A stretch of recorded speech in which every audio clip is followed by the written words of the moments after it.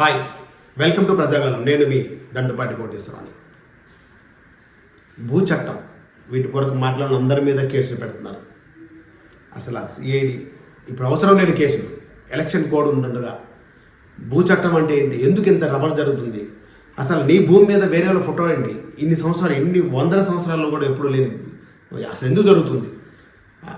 ఆ పేరు చెప్తేనే రైతులు ఆలోచించాలి. ఏంటి మనం మన తల్లిదండ్రుల నుంచి లేకపోతే మన కష్టార్జితం కొనుక్కున్న భూ చట్టం మీద, అంటే భూమి మీద ఎవరిదో ఫోటో ఎందుకు ఉంటుంది? ప్రభుత్వ సింబల్ ఉండాలి.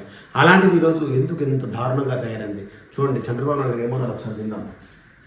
తమలో భూమి మీద జగన్మోహన్ రెడ్డి ఎవరు చెప్పారా? జగన్మోహన్ రెడ్డి చెప్తా నేను ఇచ్చానంటున్నాడు మీ భూమి కాదా? ఇది చూడండి, ఇది ఫోటో ఎవరిది? ఫోటో ఎవరిది? జగన్మోహన్ రెడ్డి ఎవరా కాదా? ఏమి రాశాడు? జగనన్న భూ హక్కు పత్రం. ఏమంటారు మీరు?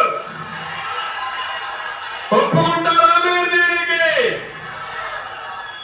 నేను అడుగుతున్నా, సైకో అమ్మమ్మ కూడా ఇచ్చారా?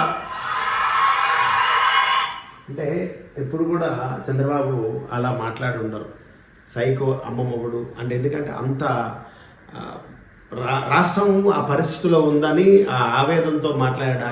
సైకో అమ్మమ్మగుడు చూడండి. ఇంకా సైకో అమ్మమ్మ కూడా ఇచ్చాడా? సైకో అమ్మమ్మ ఇచ్చింది. అమ్మమ్మ మొగుడిచ్చాడా? నాన్నమ్మ మొగుడిచ్చాడా? నీ తండ్రి ఇచ్చాడు మీకు, నీ తాత ఇచ్చాడు మీకు. ఇది వారసత్వ హక్కు, కష్టపడిన భూమి. గుండె పగల్లా మీకు? పగిలిందా లేదా? కోపం వచ్చిందా లేదా? అడిగితే నా మీద కేసు పెడతారు, పీక్కు అని చెప్పా. ఏమి పీక్కుంటావో పీక్కో, నేను ఏ మాత్రం వెనకపోనని చెప్పా. అందుకే ఇప్పుడే చెప్తున్నా, ఈ కాపీని మీ ముందరిని తగలబెడుతున్నా, చించి తగలబెడతా. తగలబెట్టావా లేదా?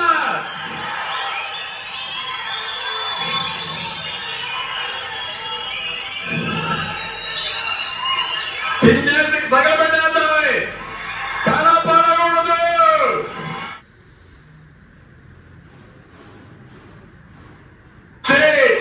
తగలబెట్టు, టైం తక్కువ ఉంది, నువ్వు తగలబెట్టు. ఇంకో పక్కన ఒక జీవో తెచ్చాడు, నీ భూములన్నీ ఆయన అకౌంట్ లో వేసుకుంటారంట. నీ భూమి అమ్మాలంటే ఆయన పర్మిషన్ కావాలంట. కావాలా? నీ భూ చట్టం కింద ఒక ఛానల్లో ఒక పెద్ద అంటే మాజీ సిఎస్ తోటి ప్లస్ ఒక అడ్వకేట్ తోటి కూర్చుని పెట్టి ఇంటర్వ్యూ ఇప్పించారు. అసలు ఛానల్ వాళ్ళకి డబ్బులు కావాలా, టీఆర్పీ కావాలా, ఏం కావాలి? అది కరెక్ట్ అని చెప్పడానికి, మరి ఇది కాదని చెప్పడానికి వీళ్ళు కొన్ని ఛానల్లో ఇది తప్పు అంటున్నారు, కొన్ని ఛానల్లో ఇది కరెక్ట్ అంటున్నారు. ఏం జరుగుతుంది? ప్రజలకు ఏమి ఇవ్వాలనుకుంటున్నారు? మీ టీఆర్పీలా? ఒక్కసారి బాగా ఆలోచించండి. మీ టీఆర్పీల కొరకు మీరు మాట్లాడుతున్నారా? మన భూ చట్టము, మన భూమి, మన ఇల్లు, దాని మీద లోన్ లేకపోతే, అంటే టిట్కో ఇల్లు మీద కూడా ఒకప్పుడు లోన్ తెచ్చుకున్న జగన్మోహన్ రెడ్డి రేపు పొద్దున్న గెలిచాక ఈ భూ చట్టం వచ్చిన తర్వాత మీకు ఏమైనా ఉంటుందా? అన్నిటి మీద లోన్లు తెచ్చి రేపు పొద్దున్న మీ కూతురు పెళ్ళిలో, కొడుకు పెళ్ళినప్పుడు మనం ఒక ఎకరం భూమి అమ్మాలనుకున్నా లేకపోతే నేను చేయాలనుకున్నప్పుడు ఇంకా ఏంటి 15 రోజుల్లో మనం వాటికి వారు ఏదైతే మా భూమి మీద గొడవలు వచ్చాయో రెవెన్యూ డిపార్ట్మెంట్ మనం నోటీస్ పంపిస్తారో 15 రోజుల్లో మనం రిప్లై ఇవ్వకపోతే ఆ కోర్టుకి వెళ్ళి నడదంట. అల్టిమేట్గా ఏ భూ చట్టం తెచ్చినా సరే అల్టిమేట్గా కోర్టు అనేది మనకు శాసనం. ఆ కోర్టు అనేది మనకు చెప్పితే కోర్టు ద్వారా మనకి అంటే ప్రభుత్వం వారు కూడా తప్పు చేసినా సరే మనం కోర్టుకి వెళ్తే మనకు న్యాయం జరుగుతుందని ఆ న్యాయవాదులు న్యాయమూర్తులు ఉన్నారని చెప్పి మాకు ధైర్యం ఉంటుంది. ఆ ధైర్యాన్ని కోల్పోయే పరిస్థితి ఈరోజు కోర్టు కూడా వెళ్ళే పరిస్థితి లేకుండా, మీరు చేసిన చట్టం కరెక్ట్ అయినప్పుడు, మంచిదైనప్పుడు ఓకే, తప్పు లేదు, మరి కోర్టుకి వెళ్ళకుండా ఎందుకు చేస్తున్నారు? మీరు చేసింది కరెక్టే, కొన్ని మీరు చేసిందే న్యాయం అనుకుందాం, మరి అది న్యాయం కాదని చెప్పడానికి కోర్టుకు వెళ్ళడానికి ఆ జీవో తేవడం ఎందుకు? ఇది ఒకసారి బాగా ఆలోచించండి. అసలు ఏం జరుగుతుందండి? అగ్రిమెంట్ నువ్వు రాసుకోలేవా? నీది కాదా భూమి? కాదా భూమి? నీదే కదా. ఈ చట్టం కావాలా? ఇది నల్ల చట్టం అవునా కదా? దీన్ని తగలబెట్టాలా లేదా తమ్ముళ్ళు అని అడుగుతున్నా.